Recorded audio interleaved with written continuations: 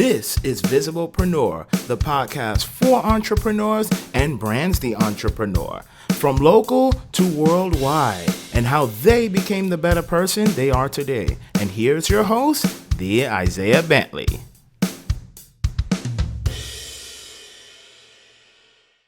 All right, everyone, welcome to Visiblepreneur, as back with another nice one as always.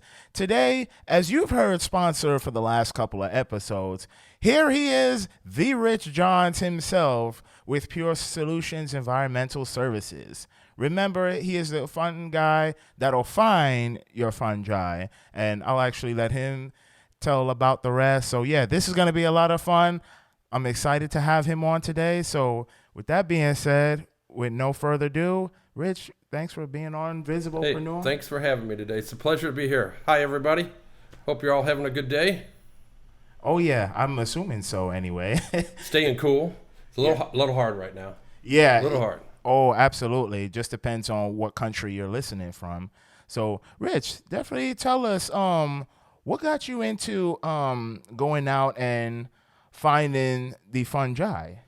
Well, it started about 1981, actually. 1981, I became a police officer. I did that for 10 years. And my whole family were civil servants, helping the public, helping in one way, firefighters, police. And finally got tired of the politics and police work. And I ran across a guy that had a fire and water restoration company. And that started in 1991. And been helping people. I believe my philosophy in life is to honor God first and help people in whatever way we do. So I love doing it. I love when people think they have a problem. I'll usually find it if it exists, and if it doesn't, if there isn't a problem to find, I won't find it. So I like helping people. I think that's what we're all supposed to do. Yes, well said. And what are some of the major things that you've ran into? Like, let's say that you go and find mold, and I don't know, is it usually something that can be cured, fixed, or anything like that?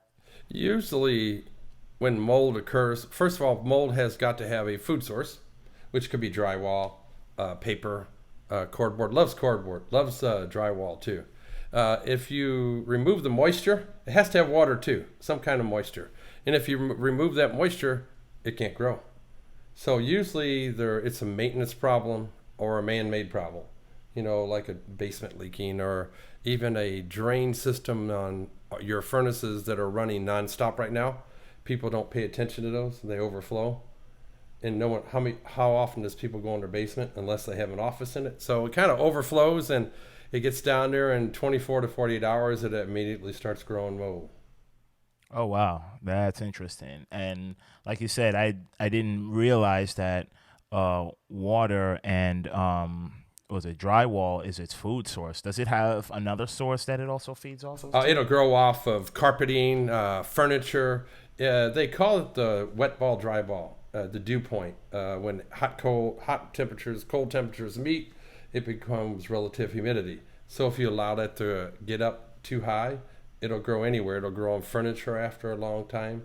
It loves cardboard boxes. How many people here have Amazon, UPS, and everybody else that everybody's doing now? Well, how do you know that box hasn't been ran through the dirt, ran through the mud, and it got soaking wet? So even a delivery box could actually bring mold spores into your house. That's how simple it is for it to get started. Oh, wow. Wow. This sounds a bit complex right there. But just a little. Yeah. But hey, I'm glad we have you to get out there, find it, so that way we could put a stop to it in its tracks. So, yeah, definitely appreciate that. And what made you transition into becoming, because you went from being on the police force, which thank you for that, because I'm sure not too many people will. So you went from the police force to running your own business now, and I know you kind of talked about that a little bit. What was the motivation behind doing that? It's just to continue to help people. It's kind of a science. After 31 years of doing fire and water restoration and different kinds of restoration, and as far as I've worked from ground zero to the Bahamas, I've seen about every kind of contamination there is, and I've cleaned it and cleaned it and cleaned it over the 31 years. Started Pure Solutions back in about 2007. And Okay. so by doing it, it really helped me be able to find it and diagnose what the problem is. Oh, that's interesting. That's very interesting. And you say you've also worked ground zero, so like you were also at the World Trade Center as well Yeah, too? we were at Two Financial Center. That was at the time, the only black glass building in downtown New York. It was right next to it. It was a Merrill Lynch building. It Mm-hmm. was a 53-story high rise. We cleaned and decontaminated the ventilation system in the 53 stories. Oh wow. What was that like? Uh, it was something I don't want to ever see again. Let's put it that way. They said we could take pictures all we wanted, but we could never use them for advertising because it was a publicly traded building. So Oh. I hope I never see it. I've seen enough catastrophe in my 31 years from hurricanes, tornadoes, and floods. I'm good. I've seen enough. Yeah, no, that's interesting. And I'm sure you've probably traveled all around and been all over the place, and then you winded up in Missouri. Unless I'm not sure if you were born here or whatnot. So, what's been your experience like? Just going out, traveling, exploring different parts of the. I should say probably like different parts of the nation. Yeah, born and raised in Missouri. Okay. I'm a Midwesterner, as I like to tell people. Yeah. A lot of friends of mine down in the South call me a Yankee, and I said I'm not a Yankee. I'm a Midwesterner. And just to correct that, right off the bat, there's people down in Texas. You all are Southerners, and I have a lot of friends down there, Louisiana, Texas. So I've done hurricane work down in Texas, Florida, Louisiana, and I don't know if you've ever been to Louisiana. They have the biggest mosquitoes you've ever seen in your entire lifetime in Louisiana. Oh, okay. I didn't know that. I was actually at New Orleans. This was a while back, just for a vacation, but I didn't explore like the um, forest or anything like that. I don't think mosquito repellent works on them because some of them are like 2.5 inches long. They're big. They're big. So Yeah, I can't remember what they're called, but I probably may know what you're talking about. I think they're like about maybe this long. Because it's mhm. funny is that the mosquitoes themselves, they have a short body. They just have really long legs, Mhm. almost like a daddy long leg spider. Yes. So that's interesting. Um, so I definitely wanted to ask too, what has it been like for you coming out and going to networking events? I've got networking is really important for several factors, as I think. One, your networking groups that you're in, you become a family. We always say, you refer someone like, and trust. And so, what is nothing better than to refer you for what you do, or you to refer I? So, networking is a way to build your business. And if you're one of those shy people, that like to just kind of sit in a corner and afraid to get out and talk to people publicly, networking is really good for that. And you meet a lot of good people, a lot of good friends. You make a lot of good friends, and you also find a lot of good people out there that you can refer work to. Oh yeah, that's interesting. Yep, which I love that. Um, you know, kind of going off my experience of networking, I actually didn't know that until I finally got here and started networking. So that's really good to know. By the way, I think you missed a phone call too because somebody was looking for it. Somebody was looking to have their house tested. And I'll get right back to you. If I'm on the phone talking to someone or helping a customer, I usually put it to voicemail and I call them right back as soon as I'm done. Oh yeah. So that's great customer service. So that was that ring in the back. So remember, this is the guy for you. No, just kidding. So tell me, you as you've definitely grown your business, and I know you started in 2007, and then obviously we had the 2020 where the lockdowns came into place. How has that affected your business, and what were some of the pivot points that you were able to go through to overcome that? It didn't really, honestly, it didn't affect it that much. It actually increased it because more people were at home. Oh, okay. Because most of the stuff that I deal with are usually in residential settings, a lot of commercial also, but commercial slowed down, but residential picked up a lot because everybody's at home working. They have the kids running around, driving them crazy, Mm-hmm. and trying to work. And most of them put their offices in the basement because it's quieter. And lo and behold, that's where most of your mold has problems with, is in the basement, because you're never in your basement. Yeah, that makes sense. Now, what about slab houses? Are those potential of getting mold as well too, even though they're not in? Well, I should say for those that don't know what that means that there's no basement. Well, anywhere, any residential or commercial, even apartment buildings and condos have water leaks and have drywall can become an issue. It could be on a slab, which most apartment complexes are on slabs. Mm-hmm. There's no basement. So if you have drywall and water, you can have a mold issue. Okay, yeah, that's good to know. And since you say that you mostly deal with the residential, have you ran into like let's say apartment complexes that have also ran into the same issue as well too? Yeah, a lot of them, they'll a washer or dryer or someone will overflow a tub upstairs, and guess where water goes? Down. Down. And whoever's on the bottom level usually is the one that gets the worst case of it. Yep, that's good to know. And so I gotta ask this as well too. Excuse me. Is that far as family support, have they like seen, different change within you, as well as they support this journey that you're on? I think my family sees now that I'm not working for a company, Yeah. except my wife.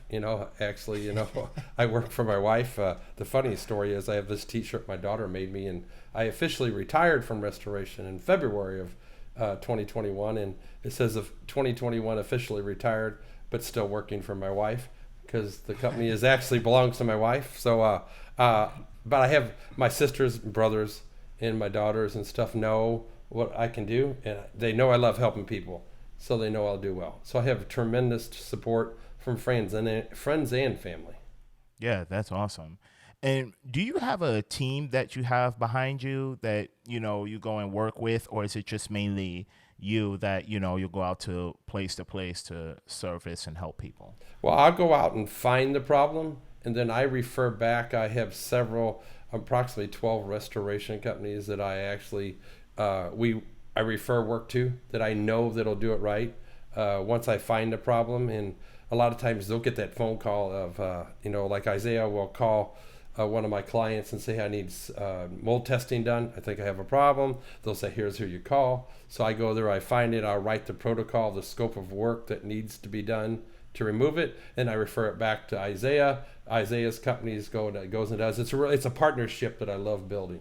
Oh, yeah. Okay. So, correct me if I'm wrong. You're more like the inspector, so to speak. Yes, I go in and identify and tell them how to do it and make sure they do it right. Got it. Okay. That's good to know. And also too, I gotta ask this as well too, is that from you being in the fire and restoration, is that how this became into a business? Not just helping people as well too. Yes, all those years, when I was out doing the remediation itself, doing the removal. So which helps me on the inspection side, I know where they're going to miss. I know where to look. Not saying I'm an engineer, but it's just from doing it for so long. You kind of know where the problem sources. You could usually dig and find where the sources come from, and it's something I like to offer to my clients. I could give them a lot of perspectives, to what they need to do to fix it also. Yeah. Okay. That's interesting. That's very interesting. So, I gotta ask you this as well too, because like I'm sure, going back to the days where you used to be a police officer, what are some of the strange things? I mean, obviously, without getting too graphic, but what's some of the strange things that you've seen and had to deal with? Strange or scary? How would you want to say that? I think what strange things were is had to go serve this is going back in the 80s, so we're going back for half the people weren't not even born, So Like you go me? in to serve this, they have to evacuate the place because they're getting kicked out. Eviction notice is what I'm looking for. And you walk in the front door and you think it's wallpaper on the wall, and the walls it's nothing but a solid wall of roaches walking up the wall. Oh my God. Seen it. I've seen it all. I've seen, found dead people, helped deliver 3 babies, did CPR on 7 people, saved 3.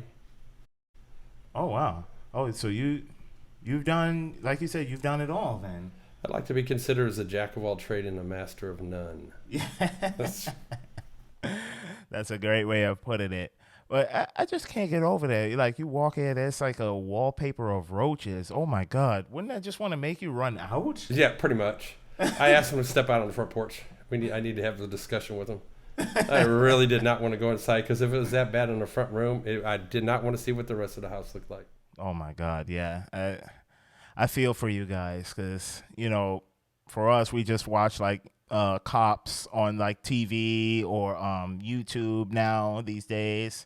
And just some of the gross and weird things that you see. It's just, wow, this is what you guys go through. So, yeah, again, thank you for that. The one where I just got done dealing with one that's pretty weird is people call me up and say, hey, and I believe I got mold down in my basement. So I go down in the basement and they go, oh, yeah, I just want to warn you before you go downstairs that we did not know our German Shepherd had been using the basement for the last 3 years as his potty room. How do they not know that? I'm not really sure. I couldn't figure that one out myself. So then the sump pump breaks and floods the basement. And so now you've got contaminated dog feces all over it. So now you've got a microbial indoor environmental biohazard problem. So it goes from one small thing. So when you think you've seen everything, usually you'll see something around the corner different. Holy shit. Oh, that's pretty wild. Oh my gosh. Like this is getting interesting because I just wonder what can get worse than that. I mean, I would think in a case like that, then it's time to get the full on hazmat suit with the gas tank on the back to get air, and then you just try and find the problem at that point. Yeah, you got to treat it like a biohazard cleanup. You do. You have to treat it like a biohazard cleanup at that time because of all the feces that are in there. Yeah. Now, have you had to do biohazard cleanup as well? Oh, I've done way too many of them. I've done suicides, death shootings, people, we call them floaters, where people pass away in the bathtubs and no one's seen them in a week and you find them in the bathtub. Oh. I've seen, people think mold is really disgusting and turn your stomach. Find a person that's been deceased for like a week and a half in their house. Oh man, I hear that the smell of that can really like drive your stomach insane, and it's a smell that you never forget. Yeah, you don't really want to have a full stomach when you go in. Okay. Or something like that too. Yeah, so our discussion is a little crazy going here, but yeah, it's out there. I mean, it happens every day. You have people who love hoarding, and which cause mice and animal problems inside their house. Did a house once where they hadn't taken out any trash in 3.5, 4 years. It was all inside their house. So just people out there have different issues. So that's what we go in and identify and get it cleaned up for them. That's what we do.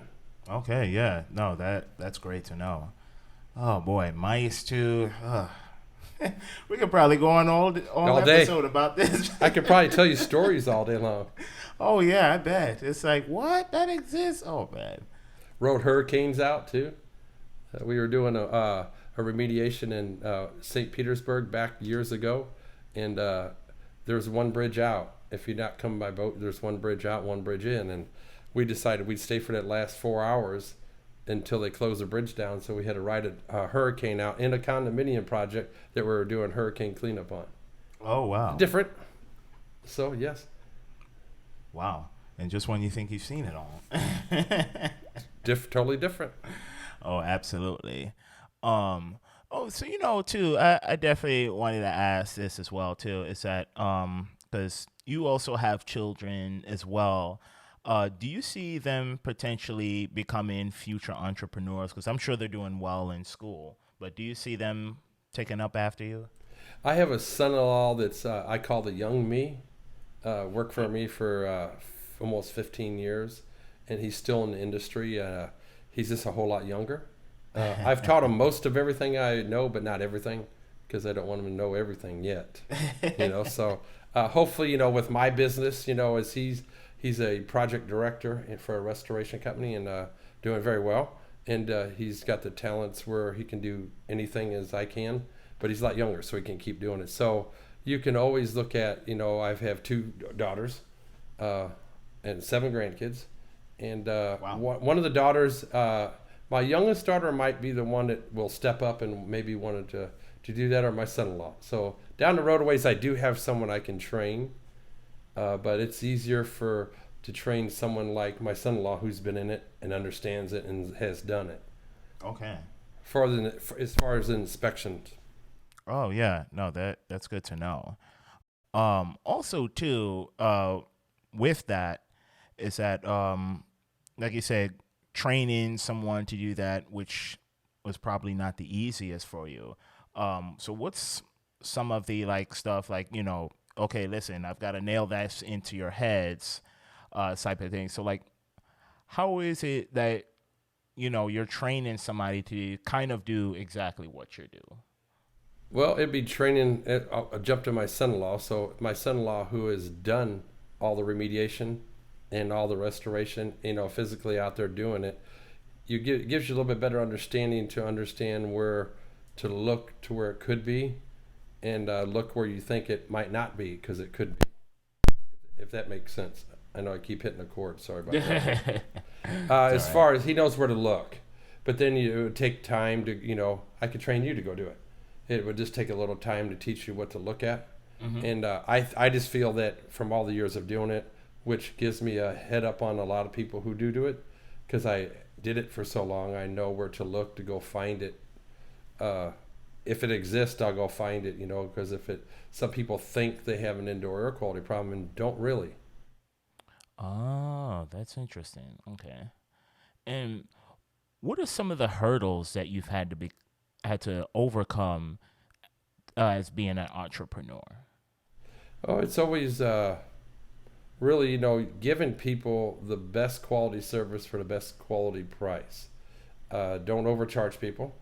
And some of the biggest hurdles I think it's out there is there's several people that out there that do the same thing as Pure Solutions does, and that we all have to earn a paycheck, which we all understand, to survive. But treat the customer give them what they absolutely need, not what you would like to give them, if that makes sense. Yeah. Because if you give them what you want to give them, that's just going to run your check up higher. But if you give them what they absolutely need, then the customer feels they have more value for what they just spent. Absolutely. And goes to that is customer satisfaction, because that's what you're ultimately striving for is, you're helping them to get rid of their problem. Yes. Yeah.